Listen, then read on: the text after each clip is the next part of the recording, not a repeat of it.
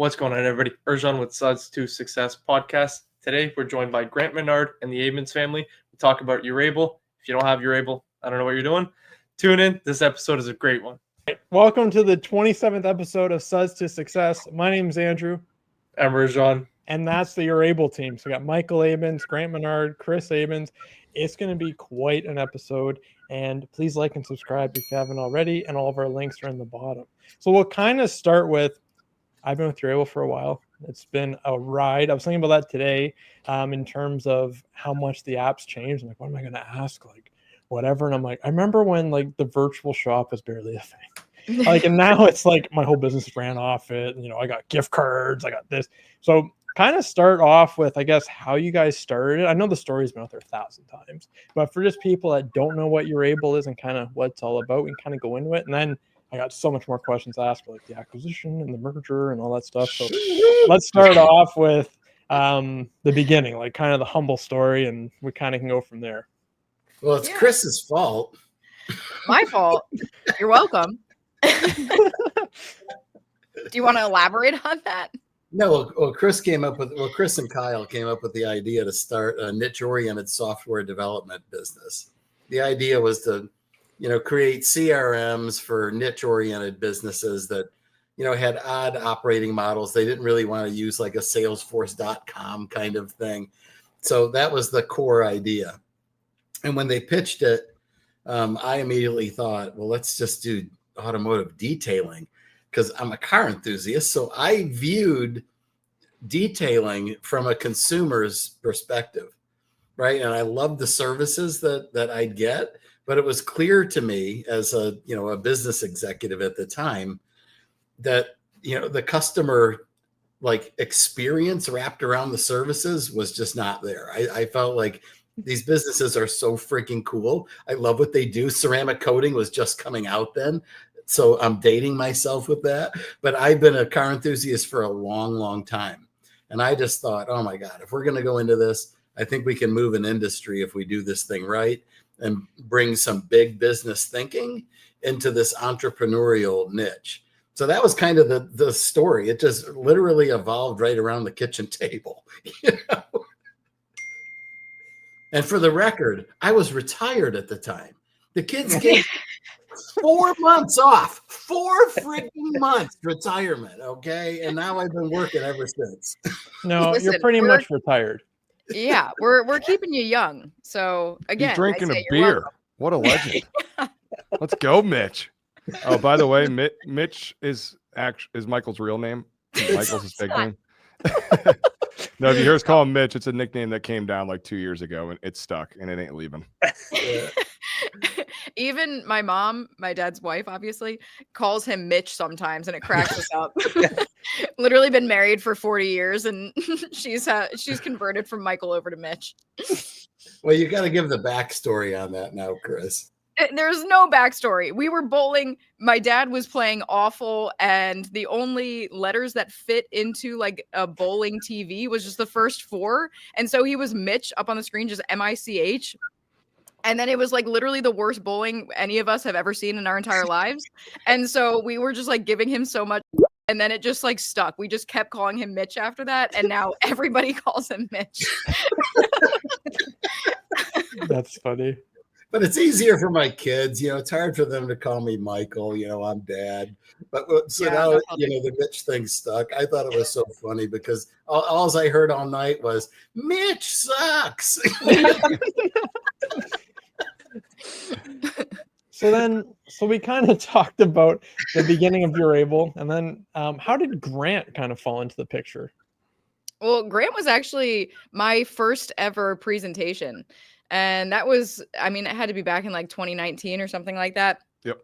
And we had like almost no users. That was like right when we launched, and I honestly forget how, Grant, you'll have to round out how you heard about us, but I remember it all like it was yesterday. Oh, let's hear it.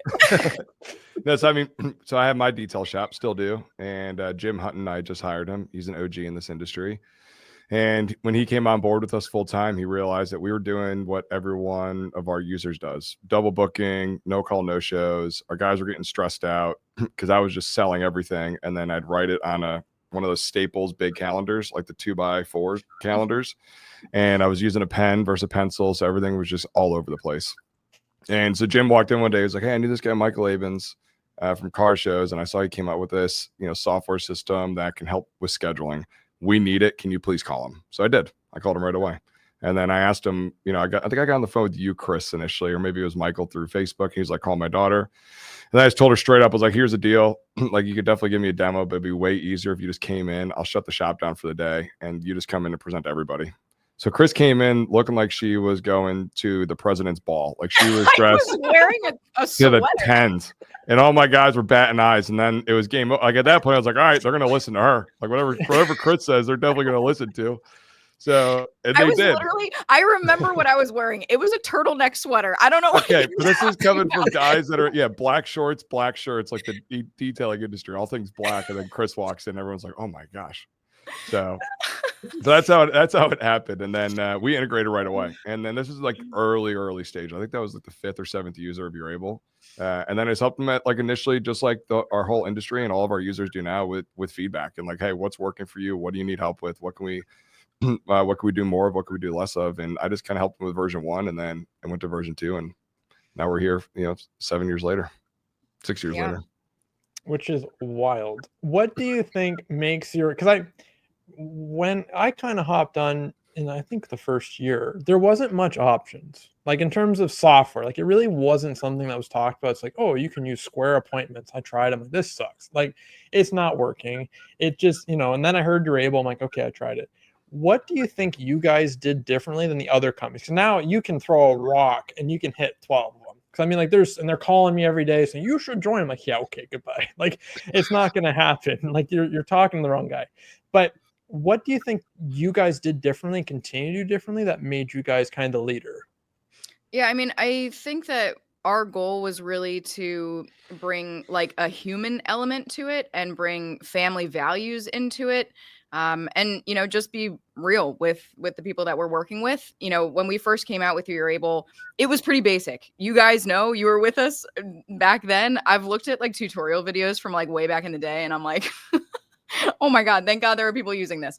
But what we did right, like the software, I think it was a good start. But I think what we did right, and I think why we found so much success, is because we were willing to listen to our users.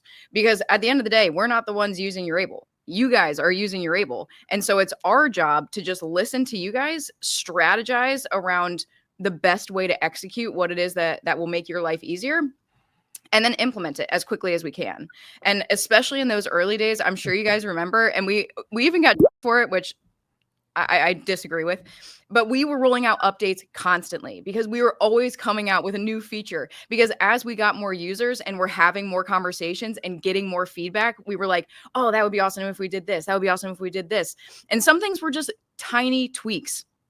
But even the tiniest tweak, if you were the person that told us that and then you saw that implemented, customer for life. Because you're like, "Oh my God, they're actually listening to me." And then rather than creating just a user base, we were creating a community. And it felt like we were building this together. It wasn't just like, we're going to build it how we think it should be built, and we're going to just tell you guys what to do. It's like, no, we want you to work with us on this. We want this to be a collaborative process, because that's going to result in the best possible app that there could be in this industry.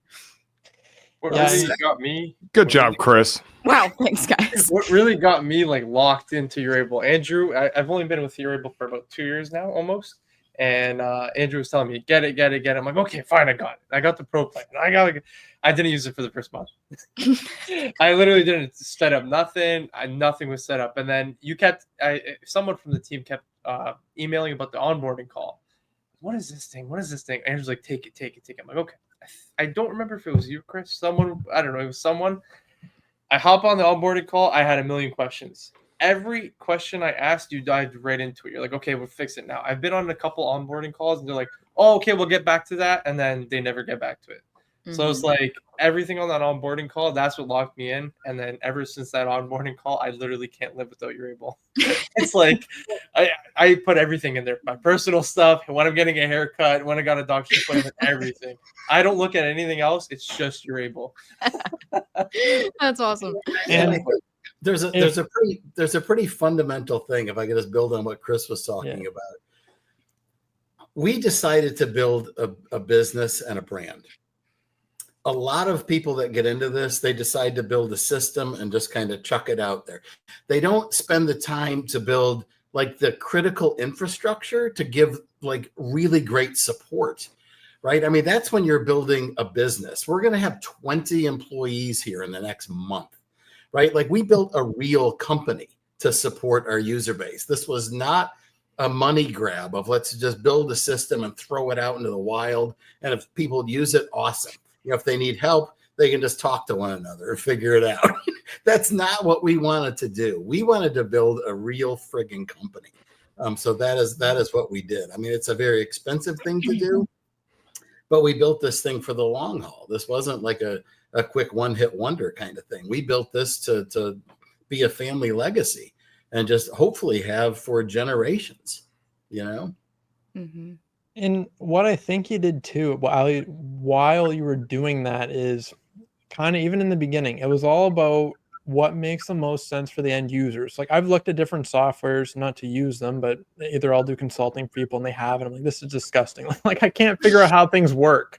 Versus Yourable, it's like add. Okay, what do I gotta do? Job, order, like whatever. It's easy. Like I can easily teach an employee or Urjan, somebody that he would easily get confused. Like honestly, no offense. I did.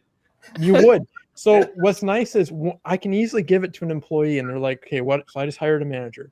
What do I do? Like they were like, I don't know how to add a job. I'm like, see this little button that says add on it? They're like, yeah. I'm like, click it. I'm like, oh, I'm like, it's not like other ones where it's like, hey, like I got to go through 12 screens just to make a job or a customer. It's like, okay, add, okay, first name, last name. Like it's pretty intuitive once you get used to it. I can see where, and this with any system, people are like, oh, it's too complicated. Like I've seen people say that about Yourable, and I'm like, what are you doing? Like you did not take the time to look at it. And it's also this. It's like Urjan said. Urjan, like, I'm not going to pick on him for the rest of the phone, the rest of the thing. But He's done it. Yeah, you right. are. Double down, dude. Double down. Hey, It's all good. while you were doing it, I'm like, have you started? Like, have you used it? He's like, no, I'm just going to write it down in my notes app and whatever. No, stop it. Like, what are you doing? It's true. These detailers, like I'll look at them, like even people I'll talk to locally, I'm like, do you have Yourable? And they're like, no. I'm like, what are you doing? Like, how do you work? Like even just Carfax. I'm like I have customers now who are like, oh, thanks for putting my stuff on Carfax. We do that still? I'm like, I forget we even do it.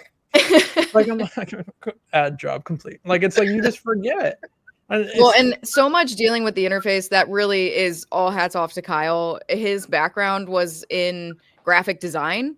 And so he is so careful with the interface and how everything looks. And we've gotten great feedback about this because, like you said, you know, sometimes you go into a system, it is like the busiest interface you've ever seen. There's like a million tabs along the top. There's so much to click on. There's so many charts and graphs. Like it's so much to take in.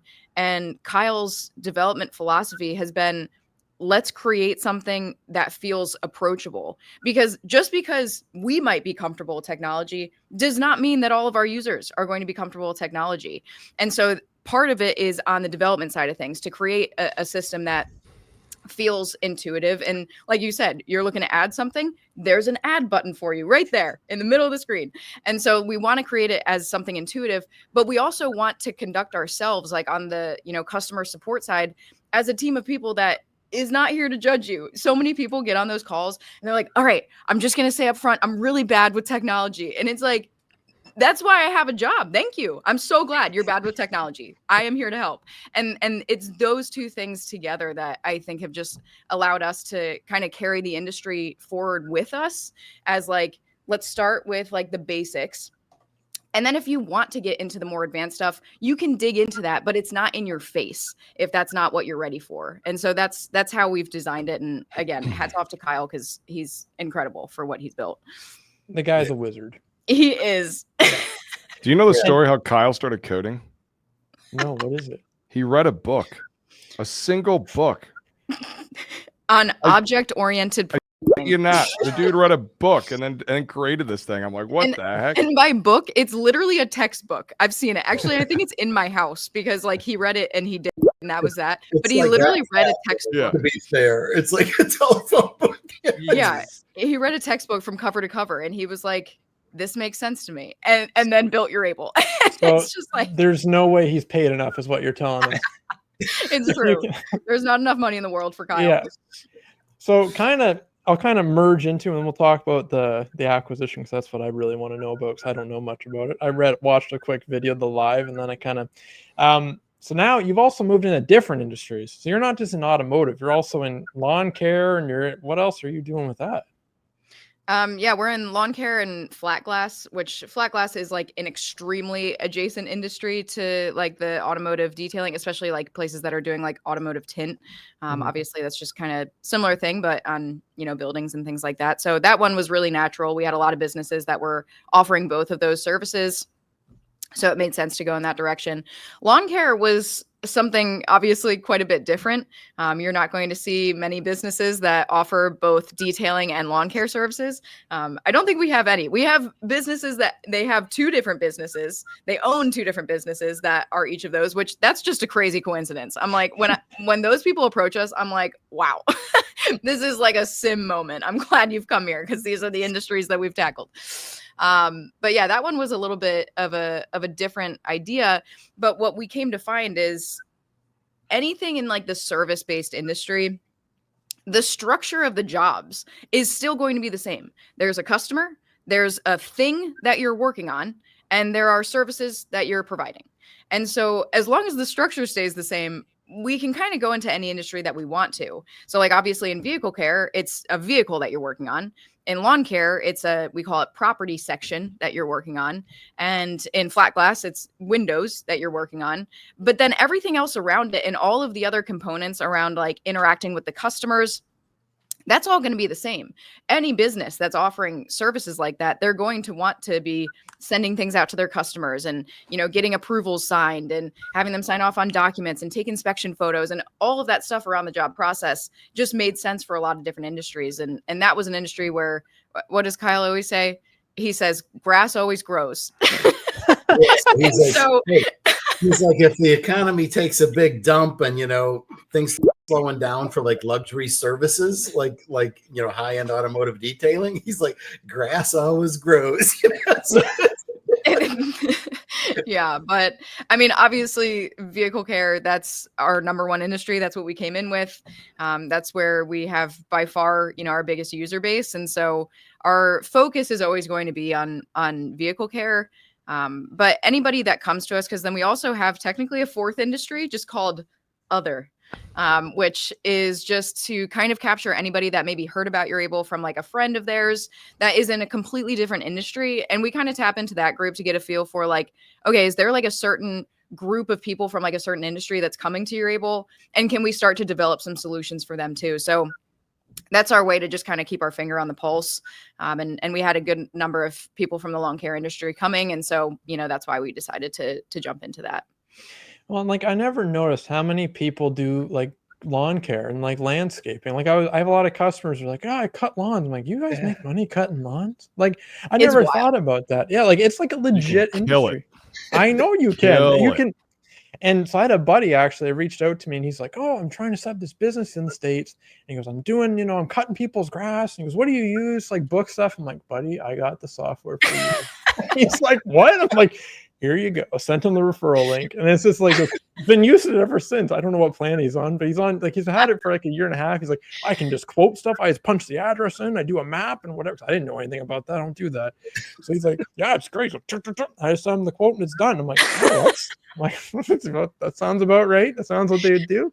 The devil's in the details on this stuff. That's why, we listen, strategize, and execute. So we had lawn care people saying, this is what we needed to do. And so we built it to do it.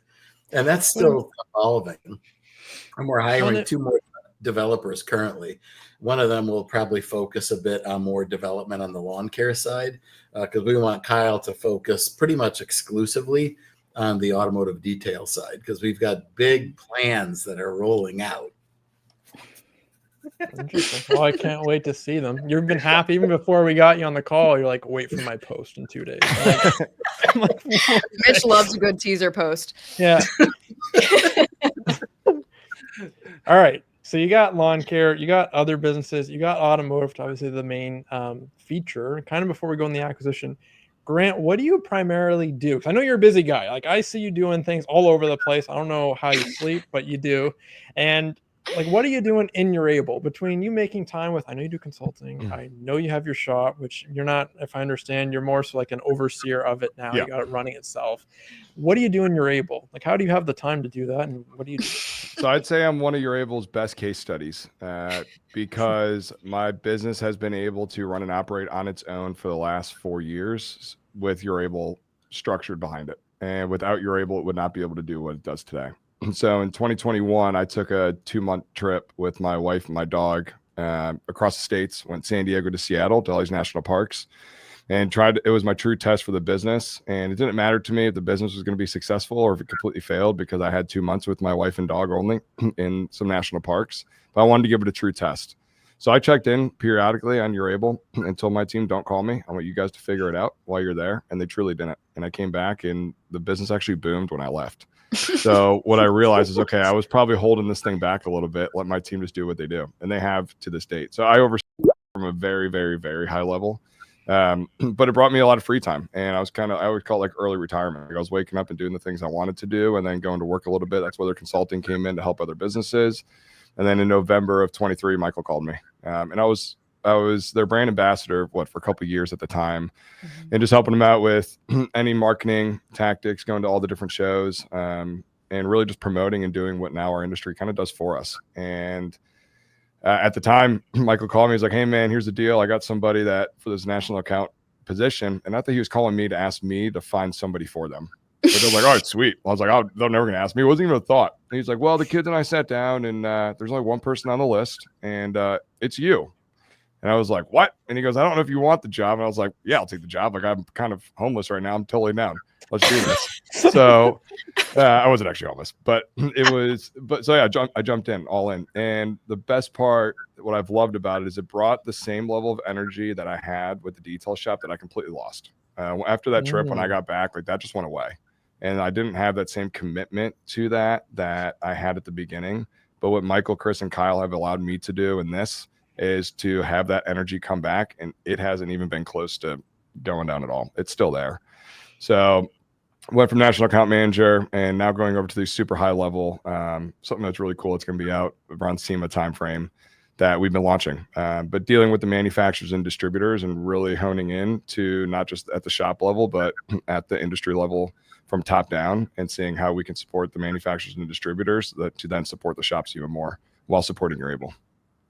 Yeah, Grant has about 10,000 ideas every second. And so it's been an interesting task for us to just try to harness every single idea that pops into his brain. All right. Big difference. So I'm not just an idea guy. I'm an executor. If I don't execute an idea, I lose it. That's what every idea guy says. All right, bro. We'll see. Hey, see him at 2026. TBD. All right. Let's talk about the acquisition, which is new news. So kind of go over, how did that happen? Yeah, so I mean, I'll get into this one.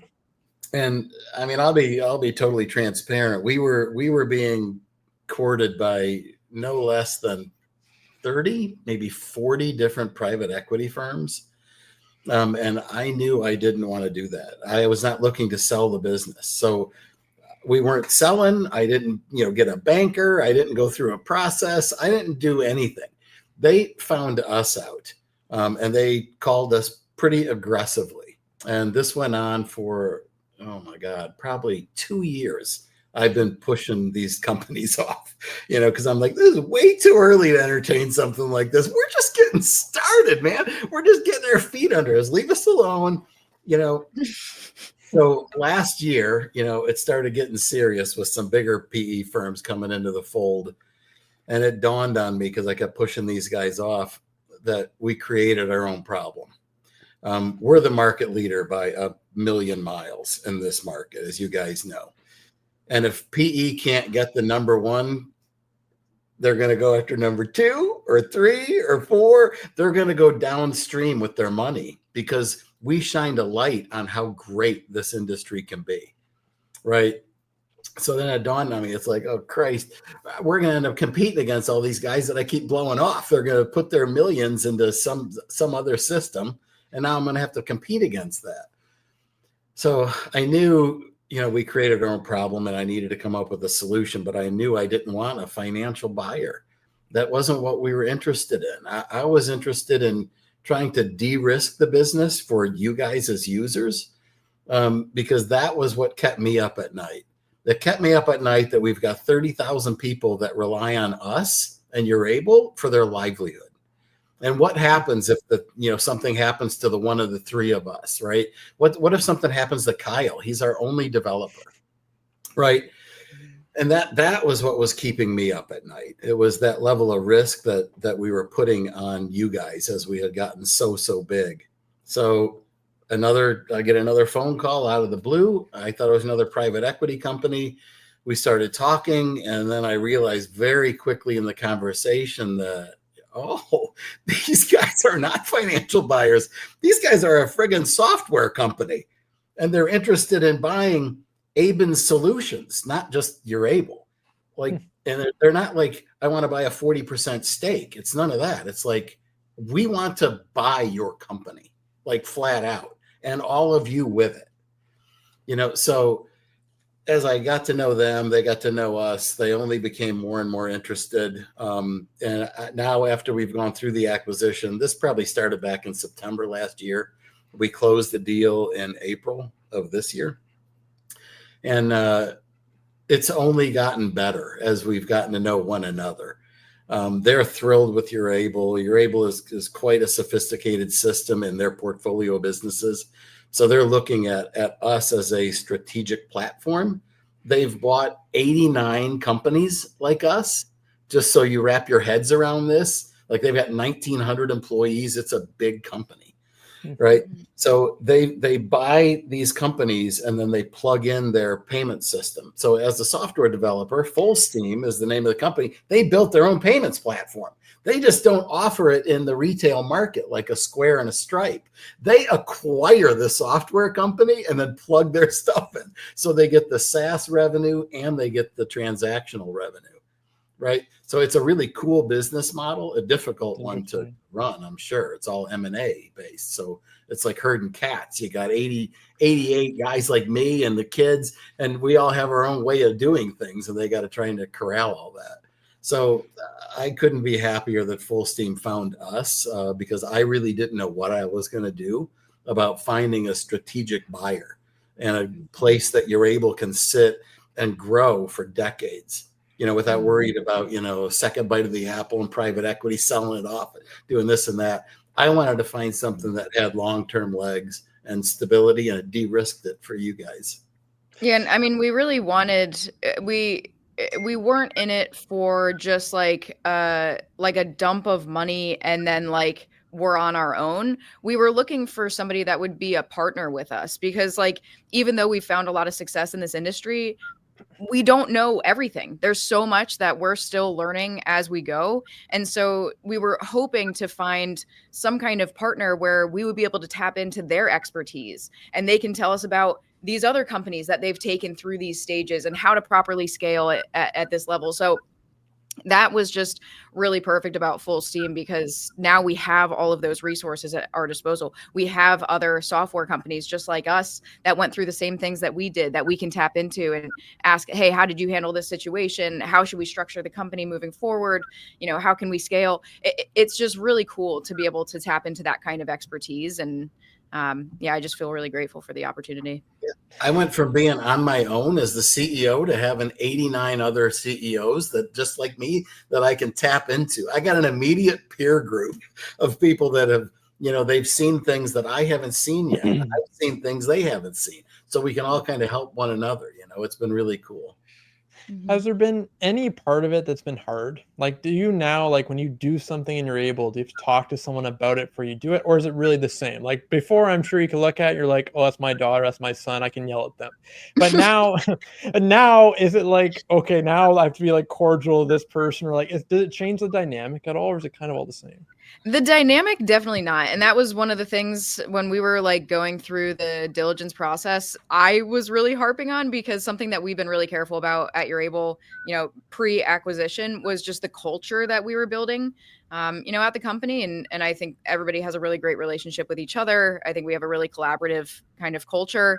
And I didn't want anything disrupting that. That was like my number one worry about it. And they assured us, and I can now say that has panned out as accurate, that they don't really want to touch us. Like, they'll interact with us at a high level. They'll give us resources that we need. They'll give us advice. But as far as like our company culture goes, we still get to operate in the same exact way. That was something that was really important. Like, if you watch that podcast when we initially talked about this, I sounded like a broken record, because I was like, nothing is changing. Like, we are still here. This isn't like we're being acquired and now like, peace, have fun, like, good luck with everything. It's no, we want to keep working here. We want to keep working here for the rest of our careers if we can. And that is just a partner that allowed us to do that. To answer your initial question though, things that have changed that I don't like so much is just things are just slower on like the hiring front. Obviously back when it was just us, we could just be like, yeah, Grant, you want a job? Let's do it. You want to start on Monday? Awesome. Like, it was very much just like decision, action. There's no like in between. It's just like, let's do it. And we're all about just like operating with common sense, and like, if this makes sense, let's implement it right now. And now obviously we have like an entire HR department, which is also a wonderful thing in many ways. And that's taken a lot, especially off of my dad's shoulders.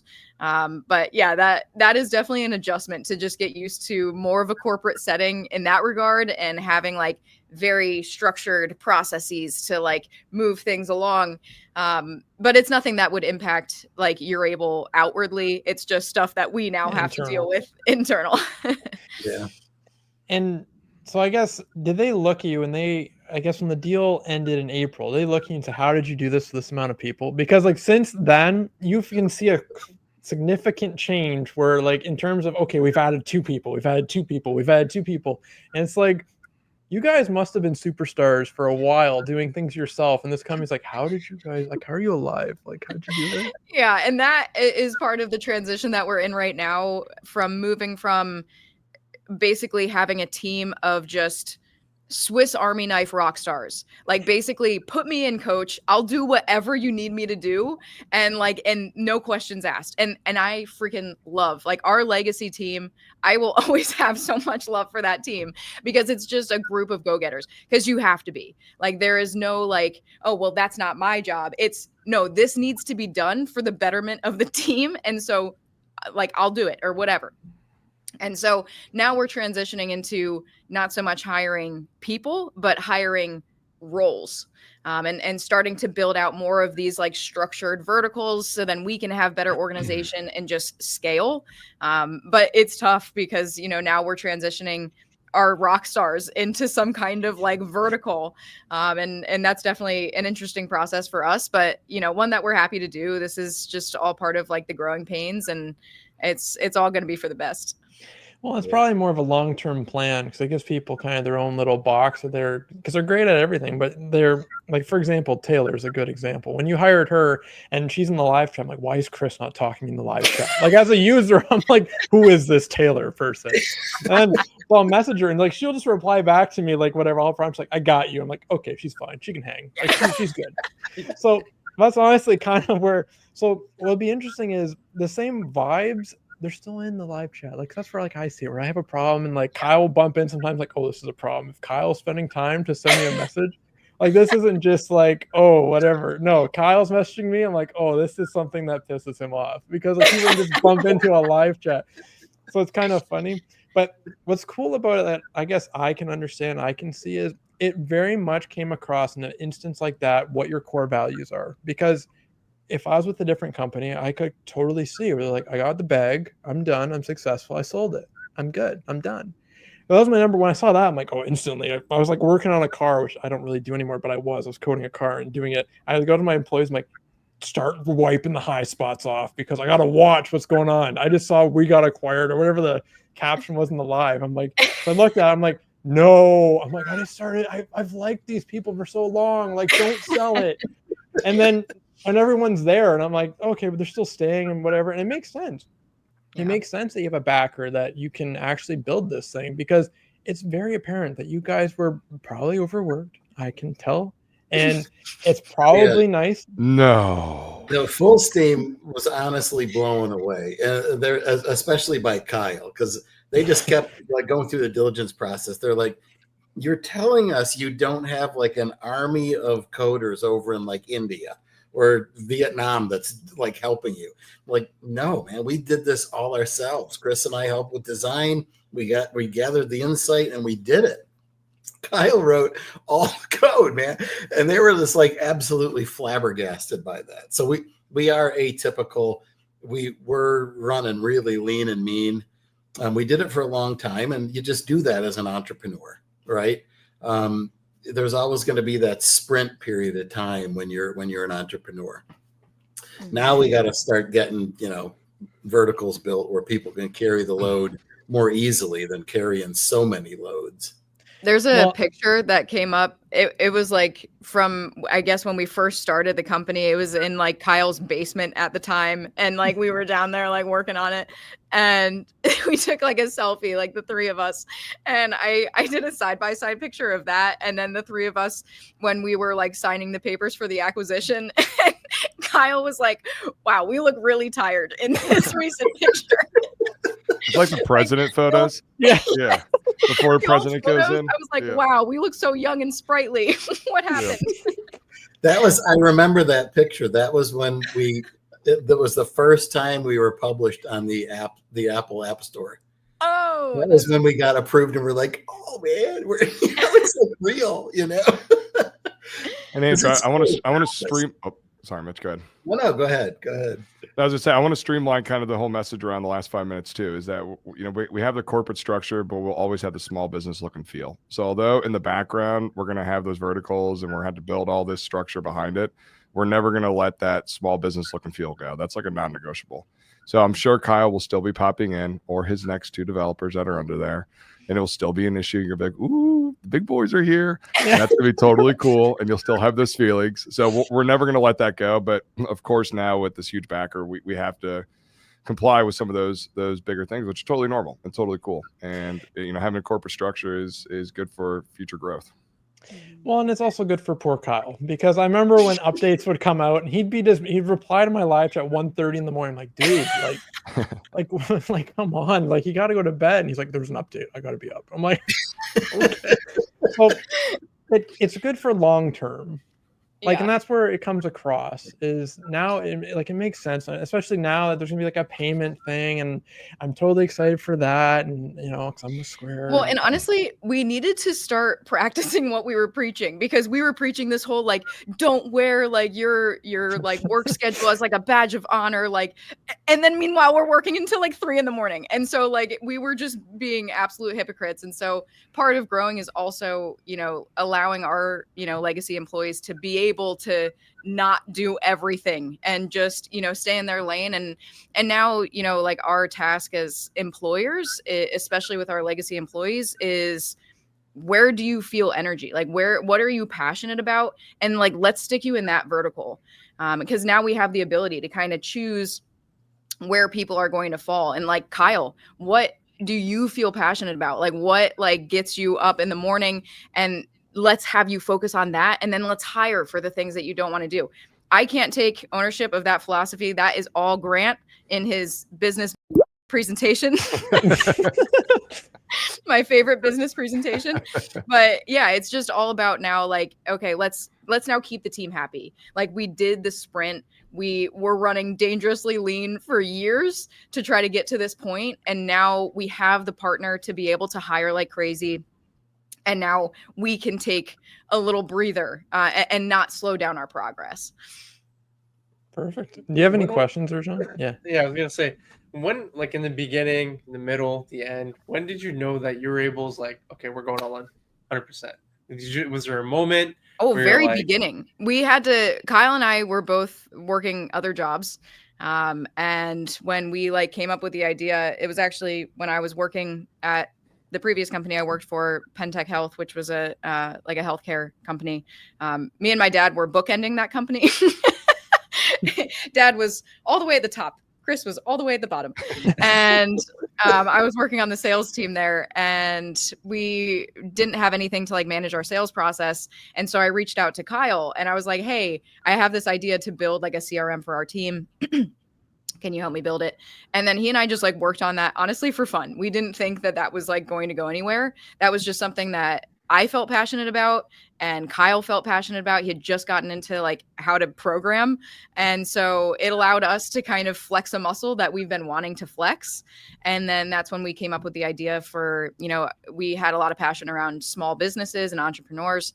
And so we really wanted to help, you know, an industry around that. Obviously, my dad pointed us in the direction of the vehicle care industry. But when we made that decision and we brought that to the kitchen table and pitched it, our parents were both like, you have to quit your jobs. Like, this isn't like we're going to have this and just work on this at night. Quit your jobs and we're going to go all in right now. And so we quit our jobs literally, like, I think that week we put in our 2 weeks notice and we were like, okay, like, I guess we're doing this. And, you know, luckily our parents could give us a very small salary to basically keep food on the table while we like had no customers. I was like selling things in my house. Like it was bleak at the beginning, but it was all worth it. But yeah, we've been 100% in from literally day one. And Erjan, you weren't there, but in the beginning, they were. Like, they used to do lives every week. If there was an update, there's a live, like an emergency live that you could see, and like, is there any problems? Like, what do you like? The vibes back then were like, they felt like that, where it's like, this is our baby. Be nice to it. We will take care of you. like literally, that's what it was. And like literally, like in the beginning, Chris would give you her cell phone, like, call me if you have a problem. I'm like, I still have like all of our original users still call me, and I'm like, oh, God damn it. yeah.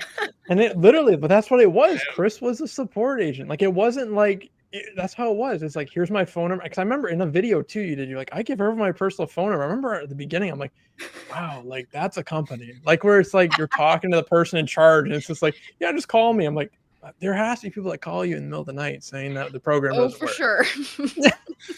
I'm like, wow, that's dedication. Well, it was so funny at SEMA. That must have been like 2019 at SEMA. Kevin Davis came up to Chris and just said, Chris, stop giving out your phone number to these detailers. What, are you crazy? I stopped that practice after a little while. Once we got big enough where I was like, okay, I can't take this many phone calls here. This is untenable. Well, it's also different because, like, for example, I'm dealing with a company right now that does clips for the podcast. We have issues with their virtual assistant editing stuff. And every time I send a ticket, it's like 2 days. And I'm like, okay, like, why is it? Every response is 2 days. Literally there, I'll write in a ticket. And if it's within regular business hours, because now you guys don't do weekends, which is understandable. If you know, within minutes, I have someone messaging me back. Okay, we'll look into this. Did you try this? Did you try that? I'm like, oh, this is so nice. My problems are fixed. Like, they're not like. And if they're not, then I mean, that's all anybody wants. Like, I feel like everybody has such a bad taste in their mouth with live chats. And anytime I'm on, because I still do video calls, anytime I'm on a video call with anyone, I'm like, we have a live chat and I already know what you're thinking. Like that, like the eyes are immediately rolling like, okay, whatever, live chat. Like, I can't wait to talk to a robot and get nowhere. And I say like, no, there are actual humans in there. I'm one of them. My mom is another one. And by the way, she does answer live chats on the weekends and at night. That woman is working from sun up to sundown. She would hate that I'm saying this. She hates when people brag about her, but she deserves so much praise. She will wake up at like 5 a.m. and immediately start answering live chats. Oh. She's going to bed at like 10, answering live chats every weekend on the live chat. She's unbelievable. So we're very grateful to have her. Yeah. But I mean, that's the company that we wanted to create. And that goes all the way back to the kitchen table. It was like, what do we want to build? And it goes back to my original comment to you, Andrew, around we wanted to build a real business, a real company, not just a system. We wanted to build a freaking company and a brand. and something that we can be proud of as a family to stamp our name on. So that is the company we wanted to build. It is way more expensive to operate it like this, but it's the company we wanted to build and what we wanted to operate. I can save tons of money. I can get rid of probably 3-4 headcounts and get a freaking AI bot to handle live chat. But that's not the company we want to be. I hate that kind of thing. I'm an observer, right? I'm a very good observer of things. And when I see a company like I just had to deal with Comcast around these internet issues, it took me 30 minutes to get past the damn AI bot. So I just copied my response because it kept asking me the same thing. So I just kept giving it to it. It never deviated from the damn path. I thought, okay, as soon as that thing gets this 10 times, it's going to get me an agent. No, I'd still be sending that copy message. I'd still be responding. Like it was going to outlast me.